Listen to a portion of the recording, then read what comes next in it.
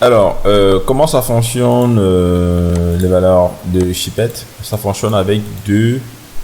Ce sont des booléens. Donc, soit c'est 0, soit c'est 1. C'est comme des interrupteurs en fait.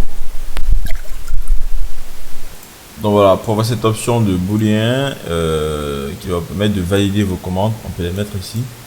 Il faudra aller dans développeur et aller dans insert. Et donc là, vous allez choisir ce checkbox. Cliquez dessus et vous allez pouvoir créer un checkbox estimé. Alors, ce checkbox, on peut le renommer. Donc, on fait edit test et là, on va appeler ça Chipette. Ok, et on va pouvoir le dupliquer par la suite. Donc, alors, ce checkbox, si on clique dessus, eh bien, il n'y a rien qui se passe. Il faudrait qu'on l'attribue une valeur. Donc, on va ici dans format contrôle et on va faire cell. On va cliquer ici et on va dire cell égale à ça. Le checkbox il est beaucoup plus facile à paramétrer. En fait, du coup, là, il n'y a rien. Mais si je viens cliquer ici, il va me dire qu'il y a true. Donc, en fait, c'est validé. Ça a été expédié. Et si je reviens cliquer à nouveau, il me dit qu'il y a false. Donc, c'est une commande qui n'est pas expédiée. Ok. Donc, on va dupliquer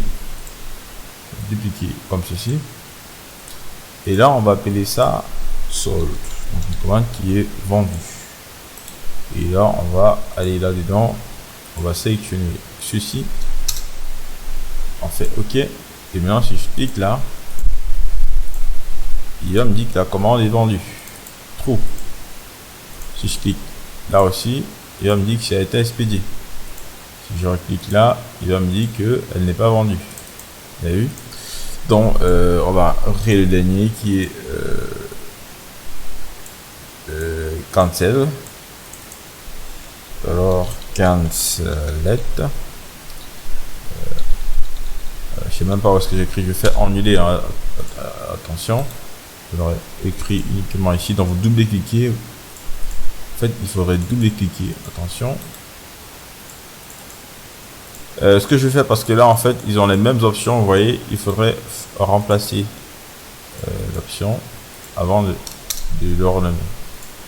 En fait, quand vous sélectionnez, vous tapez entrée sur votre clavier. Ensuite, vous faites OK. Donc ici, maintenant, je vais appeler ça can select. Et si j'appuie là, il va m'annuler en fait la commande. Il va me dire que c'est une commande qui est annulée. Et quand une commande est annulée, il faut décocher Chipette parce qu'elle est déjà rentrée à la source. Si une commande est validée, il faut cocher cancel parce qu'elle est uniquement validée en fait. Et donc du coup, on va sélectionner ça, ça et ça et on va essayer de les aligner. On va aligner. Donc on va aligner ça dans la verticalité. Et on peut donner des espacements équitables. Et là, il y a plus d'espace qu'ici. On peut aller là et ensuite on fait distribution vertically. Et là, il va donner des espacements et il va donner en fait des espacements équitables. Voilà. Vous pouvez changer les couleurs de fond, je crois. Environnement ici dans format contrôle. En allant dans color and line ici et choisissez par exemple une couleur. Si vous faites entrer, là c'est pour l'outside. En fait, là c'est pour l'outside. Dans l'outside, il faudrait choisir. Là c'est line. Il faudrait aller dans fill ici et puis vous choisissez une couleur. Et la couleur en fait va vous permettre d'identifier, de facilement repérer l'élément. Ok. Donc par exemple, je prends ça, si je fais OK, il me crée une couleur pour mon camp select. Je voudrais que cette couleur soit vraiment rouge. Ok.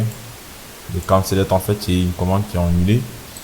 Et là il a toujours une ligne sur le contour ici. Vous voyez une ligne. Je peux enlever cette ligne là parce que je suis pas fan. Je vais l'enlever no line et ensuite ici je vais rajouter de l'opacité, faire en sorte que ce rouge soit légèrement transparent. Vous voyez même la couleur ici qui change. Donc là j'ai cancel. Ensuite, sold, on va rajouter une couleur bleu. Franchement, une couleur qui est, enfin, une commande qui est vendue et passe en bleu.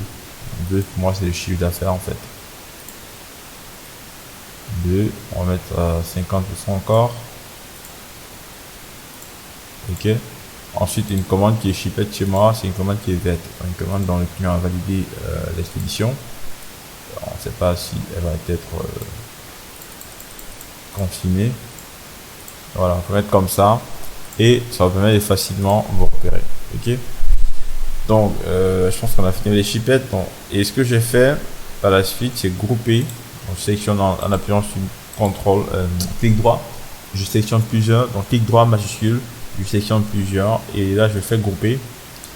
Et dans ce groupe, on peut appeler ça statut. Le statut en fait, entrée. Et maintenant, je peux copier ce groupe et venir le coller ici. Ça me permet de pouvoir voir en fait ce qui se passe. Bon, je touche les éléments. Et si je suis là et que je fais sold, je viens là, je saurai qu'en fait c'est moi qui est vendu. Donc des deux côtés, je peux savoir ce qui se passe en fait. Vous voyez. Donc voilà, ça c'est une option qui permet de donner le statut en fait de la facture. Ensuite, on va terminer directement avec le livreur. Donc le livreur, on va repartir dans Bill Data et on va créer quelques noms de livreurs ici. On peut commencer par exemple par, on va écrire Fabrice, ensuite on va écrire Arnold, on peut créer par exemple Brice. Voilà, on a peut-être 3 livreurs, donc les noms généralement on met la majuscule, il faut que ce soit clean en fait. Ensuite, une fois que c'est fait, on va copier les noms ici, on colle là. Et le code qui était là, on va le copier, vous vous rappelez. Ou je peux simplement copier ça ici, et je viens coller ici. Je colle simplement, il va me prendre le Fabrice automatiquement. Ok, et là le BA. Et donc là, mais ça ici, c'est pas vraiment obligatoire pour les livreurs, parce que moi, j'ai pas abrégé le nom de mes livreurs. Parce que le nom n'apparaît pas sur la facture en fait, il y a uniquement le nom du responsable commercial qui apparaît sur la facture. Donc ici, je vais faire un CTRL T pour avoir un tableau. Et dans ce tableau va me permettre de créer un pivot table. Et dans ce pivot table, je choisis le nom et je sélectionne ici. J'insère un slicer pour pouvoir scinder mes livreurs. Donc, je peux copier ça et je viens coller ici. Donc là, je pourrais avoir le nom de mes livreurs. Et ça va être utile dans la validation des commandes en fait. Et ici, on va désactiver ça et masquer ça. Voilà. Donc là, on a les livreurs. Je prends Fabrice. Et bien, il faudrait qu'il apparaisse ici. Je fais égal à Bill. D'accord. Bon, voilà ce que je vais faire. Parce que là, il m'a créé. Bon, enfin, c'est pas grave. On va appeler ça livreur. Enfin, je vais prendre ici, entrée. Et je vais appeler ça ici livreur simplement. Ok. Et donc là, dans Get Info, j'ai donc le Brice, j'ai tout ce qu'il faut. Et là, je pourrais donc enlever cette couleur. Et voilà, je pense que tout est parfait pour cette facture. Il ne reste plus qu'à imprimer en fait. Tout le système a été créé. Enfin, le système. Là, je déplace en fait la facture. Hein. Je peux déplacer comme ça. Je clique dessus, je maintiens et je déplace. Je fais en sorte qu'il soit au premier plan. Donc voilà, en fait, je disais, j'ai créé tout ce qui est indispensable pour pouvoir avoir une facture complète en fait. Ça ne sert à rien ici. Également, c'est utile. Et donc, j'avais déjà tout expliqué. J'avais déjà tout expliqué concernant tous les autres paramètres. Donc, vous savez comment ça fonctionne ici. Vous pouvez décider d'enlever la great line qu'il y a là. On va remettre les carreaux ici. Je vais vous montrer comment enlever la great line. Et donc là, on a des carreaux là. La great, c'est ça ici. On va aller dans View et on va décocher great line. Donc du coup maintenant c'est libre en fait. Vous voyez, là c'était comme ça avant et maintenant c'est comme ça. Là c'est beaucoup plus clean en fait. Vous arrivez facilement à savoir que là il faut aligner ici. Vous pouvez zoomer en appuyant sur CTRL et en glissant la molette de la souris. Ici un peu centrer ça, aligner ça en bas, ça s'incline, et là on peut déplacer simplement et faire monter en sorte que celui-ci aille derrière. Donc on va aller, je vais dézoomer premièrement et je fais un clic droit, je fais back, il va derrière, et si on peut aligner, on peut déplacer légèrement vers la droite avec les flèches de notre clavier. Et là on peut faire monter et faire, enfin je vais déplacer légèrement à droite et back, je vais rentrer ça en arrière, et là maintenant c'est derrière en fait libre, et tout est un peu nickel là je pense. Donc voilà, on va faire save et notre facture est prête à être exploitée. On a donc tout qui fonctionne ici. Cependant ça va être désactivé parce qu'il ne faudrait pas que le client voit ça sur la facture, je ne saurai pas ce que c'est. Donc on fait simplement un clic droit dessus, Donc on fait simplement un clic droit dessus et puis ouais, là c'est statut, donc c'est le groupe en fait, et donc on va aller dans les paramètres du groupe. Ici on va désactiver print et donc le groupe ne sera pas visible lors de l'impression en fait.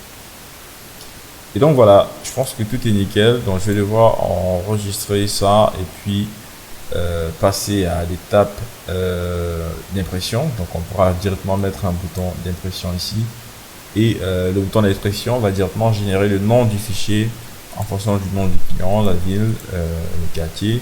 Donc on verra ça dans la prochaine vidéo. Allez, à toutes.